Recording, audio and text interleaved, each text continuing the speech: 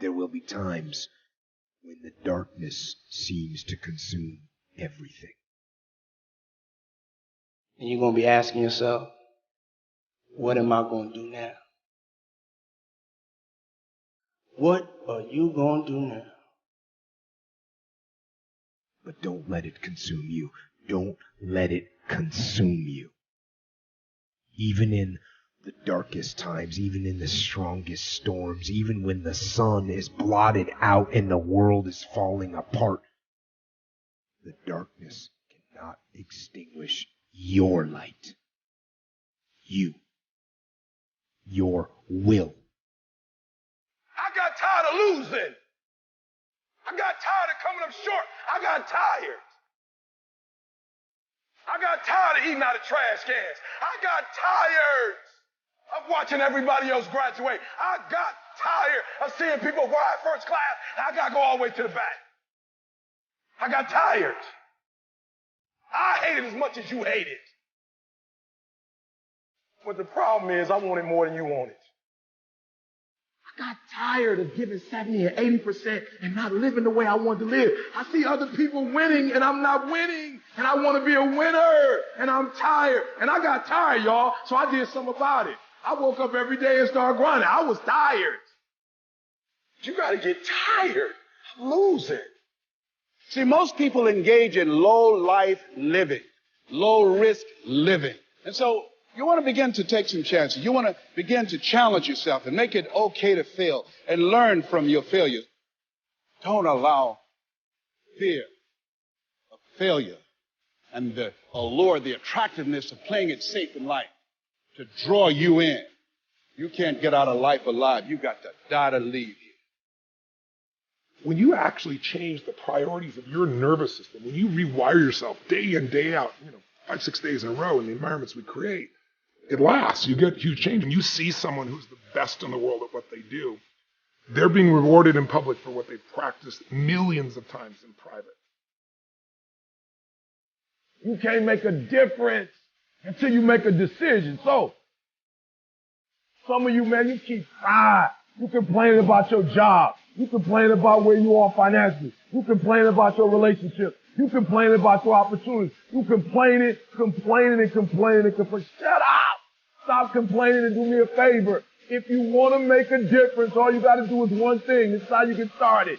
You want something different? Listen to me. All you got to do is make a decision. That's it.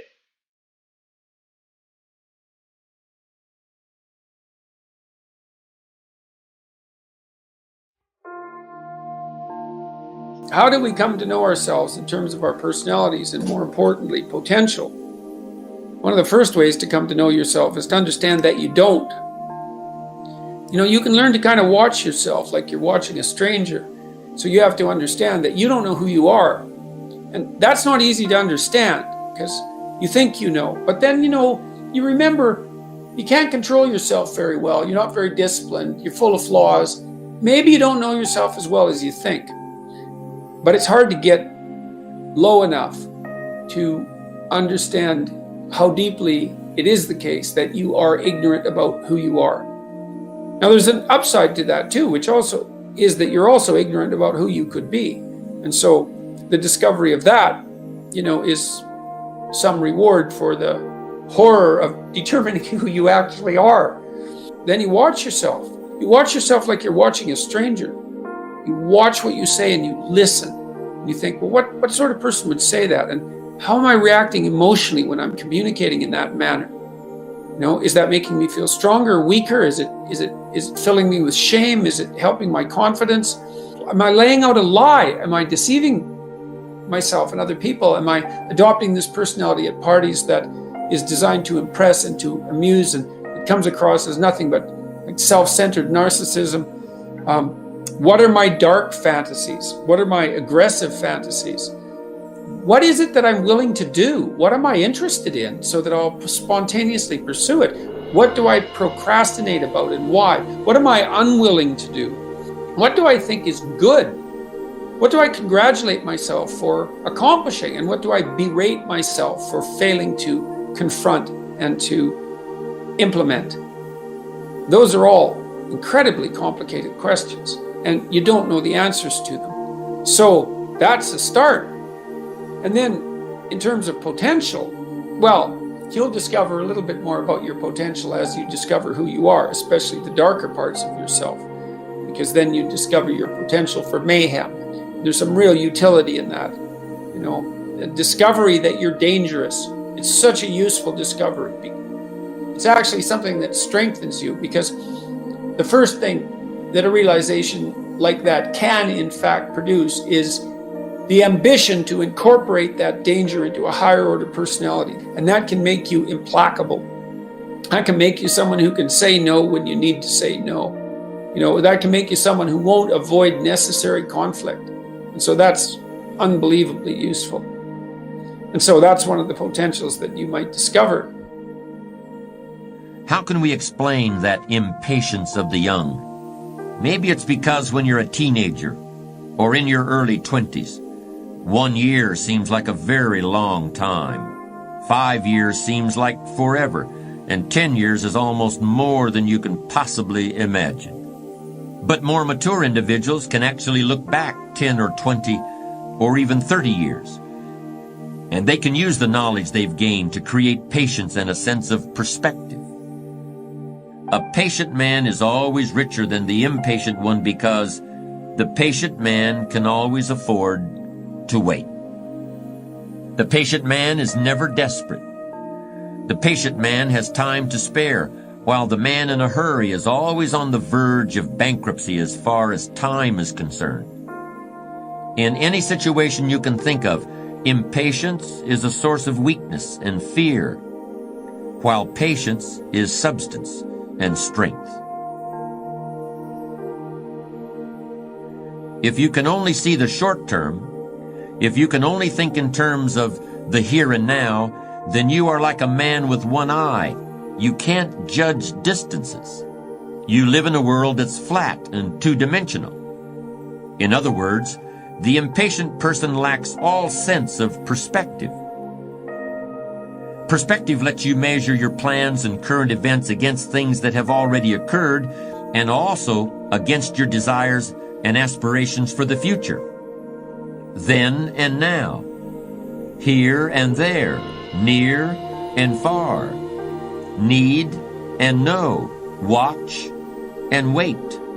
These are the dual optics that allow the patient man to see in stereo, where the nearsighted person sees only the present, or the dreamer sees only an imaginary future, and more likely than not, trips over his mistakes trying to get there.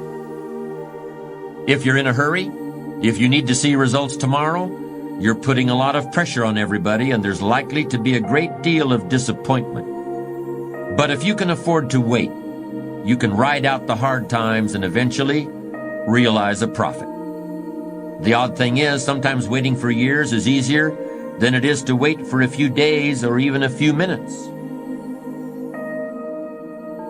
The best gift you can give yourself is to find something that motivates you. Find something that motivates you. Turn that motivation into drive. Once you're driven, you can then push yourself very far. But the biggest gift you can give somebody is that they see your drive. They see your passion to become better. And then you can pass along that gift that you have given yourself on to someone else to be better. That's the best gift you can give somebody. And, you know, most of us in life, we work so hard for things. We think life's going to be a certain way, but as you're going to discover, life is never a straight line. You know, we're taught that. We think life is just, I'm going to go from here to there. But if you look in nature, you never see a straight line in real nature. If it's a straight line, a human built it. So it's a process of evolving, of growing, dropping back, growing, dropping back. And challenges are what really grow us. A good book is only ever a book that you're reading at the right moment, and the right moment is going to be a bizarre confluence of needs and also a readiness to grow in a certain direction. I mean, there are moments in our life where somebody will tell you something and you're, in inverted commas, not ready to hear it. In other words, the idea, though correct, may be so threatening and so potentially destructive to the way in which you've ordered your life at that time that you are not ready to take it on board, even though maybe 10 years later, you've grown more solid in areas and you can take it on board. A lot of good ideas are both good but also anxiety provoking. In other words, if we were really to listen to them and take them in deep, we'd have to change things about our lives. Maybe we'd need to get out of a relationship or into a relationship, change jobs, change our likes and dislikes. And sometimes we're not ready to make those intellectual kind of transitions. And so we need to block our ears. But the solitude right now that a lot of us are dealing with is what we don't want to deal with. It's the fact that we have to think about all these things that we don't like about ourselves. We like to use life as a big escape. That escape is not there anymore. All these distractions that we use, they're no longer there. Stop looking at me or other people out here to be the hero of your story. Knowing one thing in life, we are all very fragile in this world. We have to know that when we die with some meaning and some purpose in this world. Your goal in business and in life on the important things is to make 3 mistakes per million transactions. And the only way you do that is by being a perfectionist in terms of double checking. The truth is very concise. The words are very few. But people don't want to hear the truth because the truth hurts. Okay? But you grow from pain. You really do. You can't know how to deal with success. You can't know how to deal with failures. You can't know how to deal with the bumps in the road that if you haven't had a taste of everything.